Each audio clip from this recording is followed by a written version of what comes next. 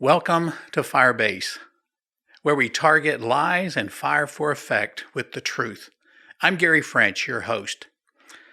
My friends, in 2020, the pandemic of the coronavirus hit the nation, and we were told that we needed to close down businesses, churches, organizations.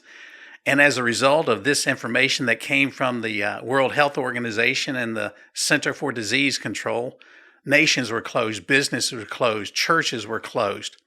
My friends, we were told that closing down everything was necessary so that we could flatten the curve. And as before, I've asked, whatever that is supposed to mean. Well, the closing down of everything, of flattening the curve, seemed to have lasted a lot longer than 15 days. At first, my wife and I were commenting that it seemed as if we were living in a sci-fi thriller from Hollywood, that we were expecting the apocalypse at any time. Well, we were told that it was necessary to stop the spread of this terrible disease, and the experts from the CDC and the World Health Organization told us that millions upon millions upon millions upon millions of people would die because of this highly contagious communicable virus. Well, we've looked at it after that time period now has passed, and it doesn't seem like that has really come to pass. We isolated ourselves because of the dire prognostication that people would die. And besides, we have learned since then that, according to the expert Dr. Fauci, that it was more about controlling people. And it seemed in the rearview mirror that it was about fear-mongering. Governors across the United States made sweeping decisions as to who could open, who could not open. They even said who was essential, who was not essential. And these decisions, don't they, if you think about it, border on socialism. The government telling everyone what they can do. Churches were told they were not essential, and if they even dared to open, some governors sent their state police around to record the tag numbers of the people that were in attendance at church. But as the 15 days to flatten the curve became weeks, and the weeks became months, people started asking themselves, what in the world is going on? How much time is needed to flatten the curve? And we really have learned that it's about keeping you at home. Large box stores were allowed to stay open while small mom and pop restaurants and grocery stores couldn't open because they said it was too dangerous to be out. Churches were told that they were super spreaders, and yet Walmart wasn't, Target wasn't, Kroger's isn't a super spreader for some reason.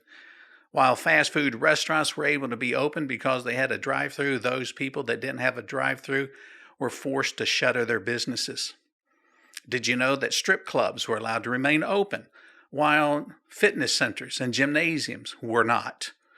Places where people seemed that it was just natural and normal to go were no longer allowed to go there. The large box stores were told they could remain open because they could control the number of people coming in. And there's the key word, control the number of people coming in. Well, as we've looked at all of the things and the events that have happened, being mandated to wear masks, being told that we had to stay away from other people, we were told that we could no longer come close to one another. It's sad. And the states that have had Republican governors seem to have prospered during all of this time. It makes you want to step back and just go like, I wonder what's really happening in our land.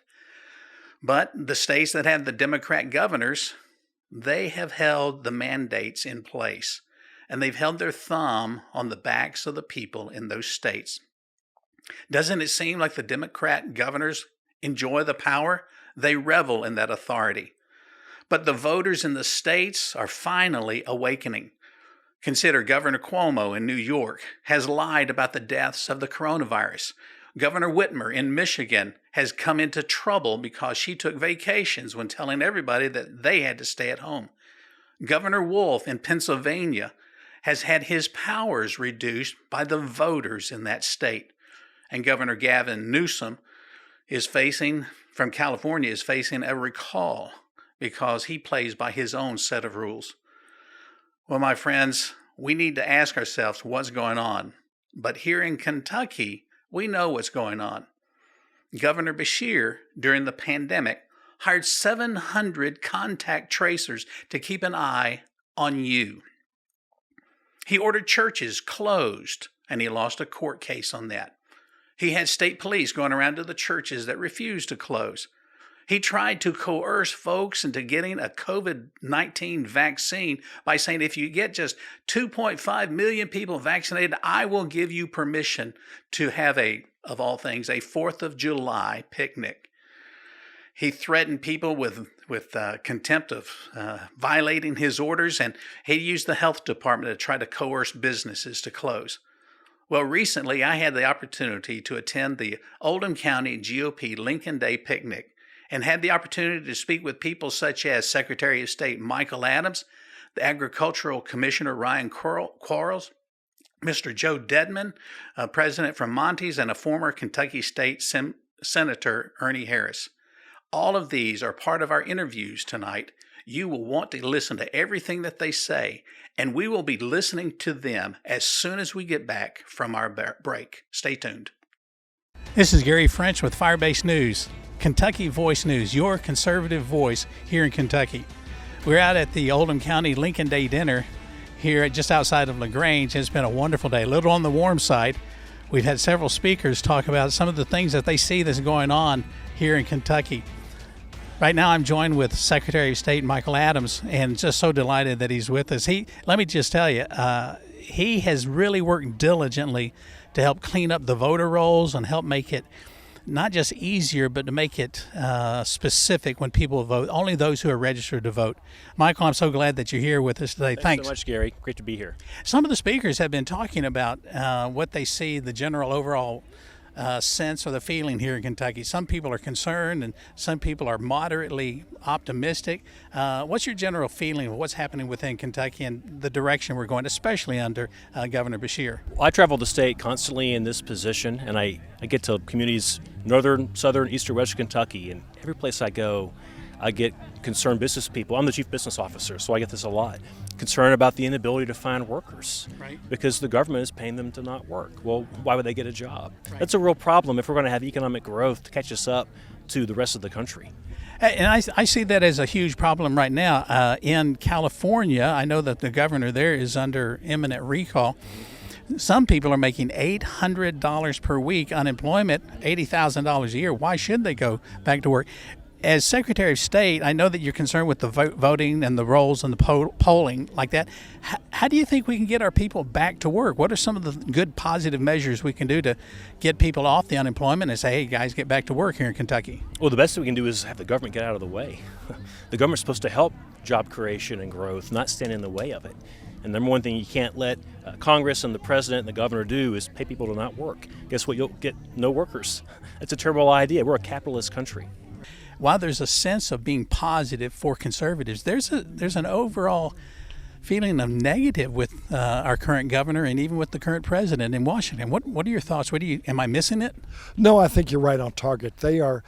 I believe they're taking us in the wrong direction in so many different areas, right, not just at the federal level, at the state level as well, but mostly at the federal level, because those guys, when the laws they pass can override every state with the laws that we have, and I'm a firm believer in the 10th Amendment, right, and that states' rights is the most important part because we are responsible to our locals and to our local people. So I'm worried about the future of America, primarily from the federal level, but it filters down to the state level as well. I think I've heard from some of the speakers, especially a positive note about what they're thinking about for the future of Kentucky. It sounded very promising that get us back on track, quit all this focus on the COVID and mandating people to do certain things, and let's get back to really doing what needs to be done here in Kentucky. And our governor and others have failed to do that. A lot of the speakers have been talking about sort of the overall positive or negative feeling and thoughts that's going on in Kentucky, or the oppressive nature of our current Governor Beshear. Some people have even called him Nanny Beshear, and not trying to put words in anybody's mouth, but what's your feeling about the sense of what's happening in Kentucky about what I'm going to say is the egregious shutdown of our state? I think people just want to have some Kentucky common sense that we are, in fact, a year into this. We know a lot more about COVID than we did a year ago. You know, some of those early actions, I think that when we didn't have much information to work off of, were pretty much warranted. But I think here we are 12, 13, 14 months from the beginning of this with the vaccine readily available. I took it, and I think that it's time for us to get back to normal. Right. And you hear from our governor that he's going to allow us, we have to have his permission to go do this, that, or other, when it's already our right to do it. We can choose. We're adults. We know whether it's right or wrong, and he needs to let us do that. And why he hasn't just opened the doors like other states, I don't know. It's beyond me why he can't think that way. And yet here we've got all these Republicans up there in the Senate in Kentucky. I wish they would stand up and make a statement as well and get us back to this normal that we've been used to have. Well, I think over the past year, we're going to look back and see that some of these regulations and rules may have been necessary, but a lot of them were not based off science. I think a lot of them were based off of, well, I don't know, because I wasn't in the room. And for instance, right now, here we are in May, and our restaurants are legally only allowed to have 60% capacity, whereas if you go to Walmart or another big box store today, there's basically no capacity restraints. And furthermore, the governor has refused to release the data on contact tracing. Exactly. And look, if we knew definitively that the spread was being caused by restaurants, and that's one thing, but when you refuse to release the data, and I believe $80 million was spent on this. Exactly. Other states like New York, hate to use them as an example sometimes, but they released the data. And I think it's time for us to have some common sense, protect the most vulnerable. For those that work in nursing homes or elder care, yes, we have to be very careful in those situations. But there's an anxiousness to get back out there. And I think that when other states that surround Kentucky are completely reopened, and yet we have to wait another month, I just don't think that makes much sense. Commissioner, I think you're spot on right there. And what I'm hearing from you is what my wife says all the time. We've got to have CS, which is common sense. Yeah. And you're taking a common sense approach. And when you have states like Indiana and Tennessee and Texas and Mississippi or liberal states like California and Pennsylvania, and then cities like New York City, Washington, D.C. that have a higher capacity regulations right now than Kentucky, you know, something's not right. Something's not right. And the other thing is that I think that we just need to have some common sense and support our small businesses. You know, our mom and pop's restaurants have been devastated over the past year. There's no better way to help them out by going out to eat. Right. Well, we're sending all this money over to Indiana, as Congressman Massey was talking about. He was going to, I think he was going to nominate Governor Beshear for the Better Business Bureau or the Man of the Year. That's what we were saying. And the same thing is true among our border counties, along Tennessee. And again, we need to make sure that we have some common sense. And the other thing is that the legislature, as a former legislator, I have great respect for the third branch of government, all three branches. And the People's Branch spoke this past session directly towards the governor. The governor had a record number of vetoes, record number in Kentucky history. Almost all of those were overridden. And I think it's important that we have a governor that actually works with the legislature, which I believe is the most closely, represents the people. From what I'm hearing, people like yourself, and then Attorney General Daniel Cameron, Mike Harmon as well. All of you are wanting the governor to succeed, but it seems like, in my opinion, he's going down the wrong path. He's not working with us. In fact, he just sued me a few weeks ago over something that's not COVID related, over the Kentucky State Fair Board, and you'd think that the Department of Agriculture would know how to run the Kentucky State Fair, but yet a bill was passed that strengthened the Fair Board. He didn't like the outcome, so what does he do? He runs to the nearest court to try to get an outcome outside of what the legislative process is. And for me, we're going to defend Kentucky agriculture, but we're also going to defend the three branches of government in this lawsuit. Doesn't it seem? It seems sad to me that, unfortunately, when a Democrat can't get their way, they always sue their opponents or try to go circumvent the legal means or go around the three branches of government. That's not always the case. You know, we've worked with Democrats before, but this governor, for someone that spent a lot of time suing Governor Matt Bevin, right. Now he doesn't like to be sued. and so he's suing me. He's suing our legislature right now. And so I think it'd be a lot better if we just worked together. I know that may be a controversial thing to say, but let's just work together and avoid having to enter the courts to begin with. Yeah, I think Kentuckians are ready to get back to normal. It's a shame that you have California, New York, Illinois, and Kentucky all in the same family of states that are behind the rest of the country. You have states that didn't have mask mandates that have had better COVID performance than other states that did have mandates. And so that's the nice thing about us being a federalist system. Having states have rights to run themselves the way they want, not have Washington telling them what to do.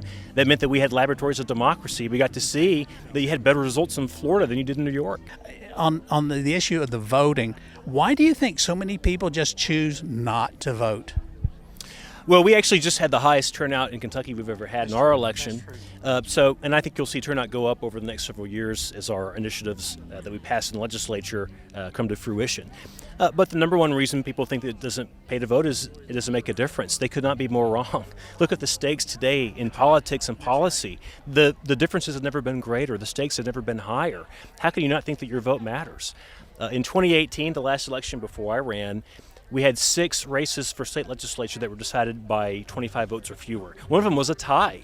Tell me that your vote doesn't matter in that race. This makes a huge difference whether you vote or not. What about, there's this big push right now, both from the House and with the Senate on the federal level, and it's sort of filtered down to a lot of the states about the Equality Act. And my observation is that is anything but equality, and I'm even on record telling people I'm against that. What's the danger of it? Well, I think it's usurping state prerogative in so many different areas. I'm worried about it as well. Hopefully it'll die in the U.S. Senate.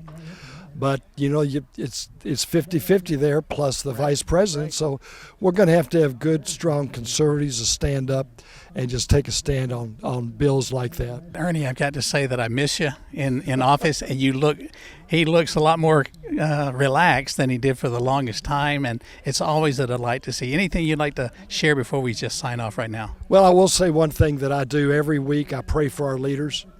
Even though I think some of them are leading us in the wrong direction towards socialism and things that you and I don't stand for, I still pray for them. So it's important for all of us to pray for our leaders. It's scriptural. It's in Romans. Absolutely. And we need to do that. I pray that God will use them to accomplish His will for America, whatever that is. And we don't know that. So prayer is a thing that I would encourage people to do. Amen. I'm just giving you a big amen. I feel like we ought to take up an offering right now. But I tell you what, it's a delight to be with former state senator Ernie Harris, and we want you to know that he's still active in the community. This is Gary French for Firebase News. Welcome back. Glad that you stayed around for the rest of the program this evening. I also had the chance to speak to a young lady that is part of the GOP at the picnic the other day. She had some interesting comments talking about the youth of today and how they need to be involved in voting and in the politics of our culture, especially here in Kentucky. Stand by and listen to what she has to say, and then I'll come back with some closing comments. Right now, I'm joined with Marissa Cunningham, who is with the Oldham County GOP, the youth chair. All right, she's the youth chair, and would you just share a little bit with the audience what that is and what your push is, what you're trying to do? So the executive committee consists of our chairwoman, Mary Broker, a vice chair, a youth chair who's supposed to help engage anybody under the age of 40, is where we cut off our youth, and then a secretary and a treasurer. And what my goal is, and has been, is to get high school age children, 16 and up really, to be more active politically and specifically toward the Republican Party. We did have a youth group at Oldham County High School until COVID hit.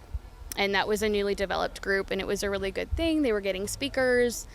I know Steve Sparrow, Jason Nemus were both able to go and talk to them and answer their questions because you don't understand policy and procedure necessarily from a poli-sci class. Yeah, Marissa, what are some of the biggest issues or challenges that you're seeing right now and trying to get a younger audience to get involved in conservative issues or even in conservative politics? Typically, the issues where we lose our youth with the GOP are social issues. Fiscally, they can be very conservative, even religiously conservative. However, when we start talking about gay issues, abortion issues, a lot of them shy away and say, I just don't think that's anybody's business, and I'm not willing to support that because I know so-and-so who's done this, and that's where I tend to lose people when I'm talking to them. Yeah, those issues are not just political issues. They seem to be hot button topics for a lot of people, but they are also biblical issues. They're moral issues. And from what I've learned over the years, that if the churches don't address those issues, if a lot of pastors don't address those issues from a biblical worldview, then politics will not. So we end up sort of making everything a bland, vanilla, nothing, there's no differences. That is true, and it is more of a moral issue. I will say that the current Kentucky governor has helped sway a lot of the youth toward the Republican Party because they don't like being told what to do. They don't like being told they have to wear a mask. They don't like being told they can't have prom. They do not like businesses being told they have to shut down. They feel that it should be your choice. And so that's been a good lead for me. That should give you a sense of hope right now, that a lot of the younger people that is your target audience really think for themselves, and it sounds like, from what I've heard today and some of the things I've heard you talk about, they'll look at liberal or conservative issues and they tend to go ahead and make conservative choices. I think that tends to be the trend right now, which is a great thing. What are some things that you see coming down the pike, some of the things that you see coming in within our state? Because a lot of people are just highly upset with our governor, but it sounds cliche, but I really think good days are coming for us, especially when we get a different governor.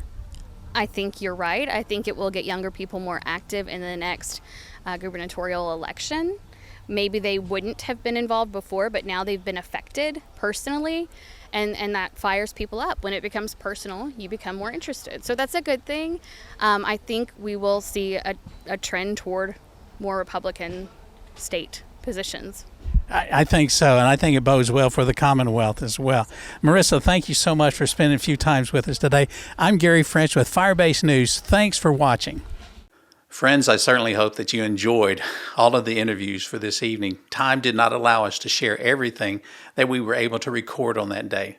As we're wrapping up this evening, let me say this, that I'm sure Governor Beshear is a fine man. I'm sure he's a great husband and a great father, and I have no animosity towards him. I just have issues with his policies, because the policies seem to me as if it's pointing Kentucky down the path of socialism. And I hope that all of us are aware that we must never allow the government to make decisions for us, whether it's on a big national stage or whether it's in the local community. With that in mind, I would encourage all of you that if you're concerned about what's happening here in Kentucky, do more than just complain about it. Do more than just call and tell the representative or the senator that you're not happy. Rather than complaining, let's follow the advice of what Senator Ernie Harris had said. He commented that he felt very strongly that we need to be in prayer for our state and for our nation. I agree with that. Never before in my lifetime have I witnessed such just the high stakes of what's going on in our land right now. 2 Chronicles 7:14 tells us that God hears us when we turn to him. And as a matter of fact, it says, if my people who are called by my name will pray and humble themselves and seek his face, then he will hear from heaven, heal us. But my friends, we not only need the healing, part of that biblical recipe is that we have to repent. We have to return to the values that God has given us. We have to return to the values that our founding fathers have laid for us in the Constitution. We have to be resolute. We have to be strong. I want to encourage you to pray, not only for your governor, but pray for the state representatives and the senators. Be involved and make sure that this week you worship Jesus Christ. Thanks for being with us tonight. God bless you.